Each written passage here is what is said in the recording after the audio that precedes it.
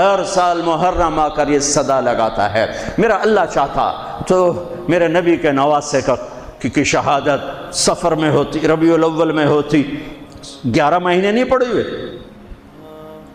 ربیع الثانی میں ہوتی، جمادی الاولیٰ میں ہوتی، جمادی الثانی میں ہوتی، رجب میں ہوتی، شعبان میں ہوتی، رمضان سب سے بہترین مہینہ رمضان میں ہوتی، شوال میں ہوتی، ذوالقعدہ میں ہوتی، ذوالحج میں، محرم میں کیوں رکھا ہے کہ ہر سال، ہر آنے والا سال ہم تو اندھے ہو کے گزر جاتے ہیں اپنے سال سے، اور جنوری کے سال میں سارے بیدار ہوتے ہیں، ٹھیک ہے وہ بھی میرے اللہ کا بنایا ہوا ہے، یہ بھی میرے اللہ کا بنایا ہوا ہے، لیکن اس نے اس امت کی جھولی میں محرم کو ڈالا اور باقیوں کی جھولی میں جنوری کو ڈالا۔ اللہ تعالیٰ نے اس مہینے کے اندر، اگرچہ یہ مہینہ شروع سے کوئی مقدس چلا آ رہا ہے، محرم میں اللہ نے آدم علیہ السلام کی توبہ کو قبول کیا۔ محرم اماں ابا کی ملاقات ہوئی 10 محرم میدان عرفات میں۔ دوسرا بڑا واقعہ 10 محرم نوح علیہ السلام کی کشتی جودی پہاڑ پہ جا کر ٹکی۔ اس کے بعد تیسرا بڑا واقعہ 10 محرم موسیٰ علیہ السلام نے سمندر پار کیا اور فرعون ڈوبا۔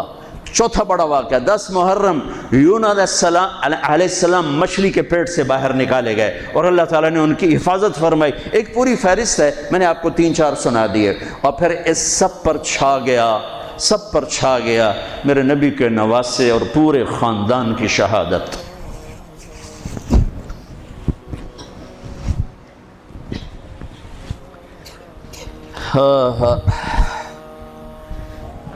یہ کتنا بڑا خاندان ہے، پہلے یہ سنو۔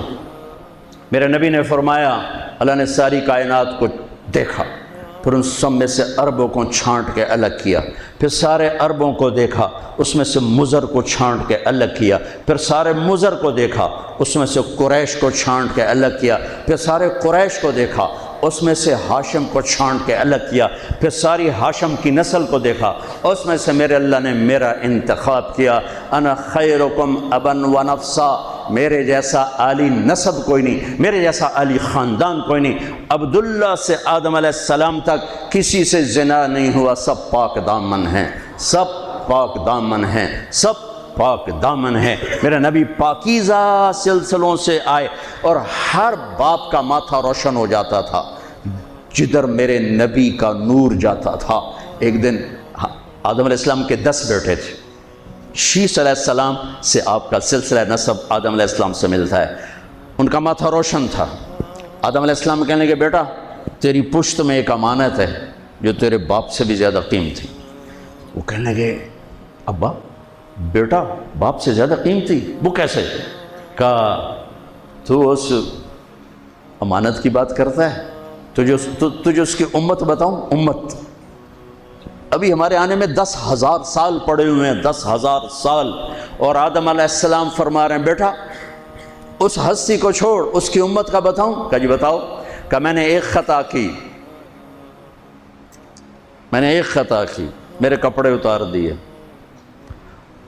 وہ ہستے اس کی امت روزانہ خطائیں کریں گے، اللہ ان کے کپڑے نہیں اتارے گا۔ میں نے ایک خطا کی، مجھے بیوی سے جدا کیا، وہ سارا دن گناہ کریں گے، اللہ ان کی بیویوں سے انہیں جدا نہیں کرے گا۔ میں نے ایک خطا کی، اللہ نے میری مشہوری کر دی، سوری دنیا کو بتایا، اور وہ سارا دن منہ کالے کریں گے اور اللہ ان کے گناہوں پہ پردے ڈالتا جائے گا۔ میں نے ایک خطا کی، مجھے جنت سے نکالا، وہ ہزاروں خطائیں کر کے اس کی رحمت سے بخشش پا کے جنت میں جائیں گے۔ میں نے ایک خطا کی، میری توبہ کے لیے 40 برس لگے، اور وہ ساری خطائیں کر کر ایک بول بولیں گے اللہ معاف کر، اللہ ان کے سارے ہی معاف کرے، اللہ ان کے سارے ہی معاف کرے۔ ہر ایک کا ماتھا روشن ہو جاتا تھا، نور نبوت چمکتا نظر آتا تھا۔ اس لیے بہت بڑے علماء کی بڑی مضبوط دلائل ہیں کہ آزر، اگرچہ نسب نامے میں آزر ہی آتا ہے، لیکن آزر آپ کے چچا ہیں، باپ نہیں ہیں، چچا ہیں، چونکہ چچا کو بھی اب کہتے ہیں، باپ کے لیے والد کا لفظ ہے، والد صرف باپ کو کہتے ہیں، اور اب چاچا کو بھی کہتے ہیں، باپ کو بھی کہتے ہیں، دادے کو بھی کہتے ہیں۔ نعبد الہک و الہ آبائک ابراہیم و اسماعیل و اسحاق الہا واحدا۔ یعقوب علیہ السلام کی اولاد کہہ رہی کہ ہم آپ کے ابا کی کہ رب کی عبادت کریں گے کون؟ ابراہیم، اسماعیل، اسحاق، ابراہیم دادا، اسماعیل چاچا، اسحاق والد۔ وکان ابوہما صالحا، وہ میں نے دیوار سیدھی کر دی کہ ان کا باپ نیک آدمی تھا، ساتویں پشت کا دادا، اس کے لیے اب کا لفظ استعمال ہو رہا ہے، اب کا لفظ استعمال ہو رہا ہے۔ اور ابراہیم علیہ السلام بیت اللہ بنانے کے بعد دعا مانگ رہے ربنا اغفر لی ولوالدی۔ ان کے باپ اگر کفر پہ مرے ہوتے تو ابراہیم علیہ السلام یہاں یہ دعا نہیں مانگ سکتے تھے کہ اللہ مجھے معاف کر، میرے والدین کو معاف کر، ربنا اغفر لی ولوالدی یوم یقوم الحساب۔ اس دعا کا مانگنا یہاں والد کا لفظ استعمال کیا، باپ کا لفظ، اب کا لفظ استعمال نہیں کیا، والد کا لفظ استعمال کیا کہ والد صرف باپ کو کہتے ہیں، اب چاچے کو، دادے کو، پردادے کو، سب کو اب کہا جا سکتا ہے۔ تو بڑے بڑے علماء کی رائے ہے کہ آپ کی نسل میں کوئی بت پرست نہیں آ سکتا، صرف یا دین فطرت ہے یا کوئی یا ایمان ہے، یا دین فطرت بھی ایمان ہے کہ بت پرستی سے پاک ہیں۔ آپ نے کہا سعید بن زید کے والد تھے زید بن نفیل، تو اللہ کے نبی کے آنے سے پہلے انتقال کر گئے۔ وہ بیت اللہ سے ٹیک لگا کے بیٹھا، کہتے ارے قریش، اللہ کی قسم یہ پتھر کے بت ہیں، نہ نفع دیتے نہ نقصان، یہ اس کائنات کے مالک نہیں ہو سکتے، اس کائنات کا کوئی مالک ہے پتہ نہیں کون ہے، اور کوئی ہے مجھے پتہ ہوتا میں اس کی پوجا کرتا۔ تو آپ نے سعید بن زید عشرہ مبشرہ میں سے 10 بڑے ٹاپ 10 صحابہ، ابو بکر جنتی، عمر جنتی، عثمان جنتی، علی جنتی، طلحہ جنتی، زبیر جنتی، سعد بن ابی وقاص جنتی، عبد الرحمن بن عوف جنتی، ابو عبیدہ جنتی، سعید بن زید یہ جنتی۔ تو آپ نے کہا سعید میں تیرے باپ زید کو جنت میں دیکھتا ہوں، تیرے باپ زید کو میں جنت میں دیکھتا ہوں کہ وہ بت پرستی سے بیزار رہے، تو میرے نبی کی نسل کوئی بت پرست نہیں آ سکتا جو آپ کی شان اور آپ کا مرتبہ ہے۔ آپ کو سب سے عالی، اگرچہ محدثین آذر کا نام لکھتے ہیں اس میں، لیکن اب یہ تو قیامت کا دن ہی پتہ چلے گا، لیکن وجدان یہ کہتا ہے، دل کا یقین یہ کہتا ہے کہ میرے نبی کی نسل پاکیزہ ہے، ماتھے پہ نور نبوت آتا ہے۔ ہاشم بازار سے گزر رہے ہیں اور آگے ایک یہودی عورت آپ کو دیکھتی مدینے میں، وہ کہتی ہاشم ایک رات گزارو گے میرے ساتھ، ایک رات گزارو گے میرے ساتھ؟ وہ فرمانے لگے میں عزت دار سردار آدمی، تو مجھے برائی کی دعوت دیتی، یہ کیسے ہو سکتا؟ وہیں ان کی شادی ہو گئی حضرت سلمہ بنو نجار میں، جو عبد المطلب کی والدہ۔ 3-4 دن گزرے تو وہ عورت بازار میں ملی، تو آپ نے کہا کہ بی بی تو مجھے گناہ کی دعوت دیتی ہے تو شادی کر لے، وہاں تو شادیاں کثرت سے کرتے تھے، شادی کر لے۔ اس نے یوں دیکھا، کہنے لگی ہاشم مجھے غلط نہ سمجھو، میں بہت عزت دار ہوں، عزت دار ہوں، میں نے تیرے ماتھے پر آخری نبی کا نور دیکھا تھا، میرا جی چاہا وہ میرے پاس آ جائے، لیکن وہ تو سلمہ لے گئی، مجھے کوئی حاجت۔ دوسرا واقعہ آپ کے والد مبارک کے ساتھ پیش ہے، حضرت عبداللہ رضی اللہ تعالیٰ عنہ کے ساتھ پیش آیا۔ آپ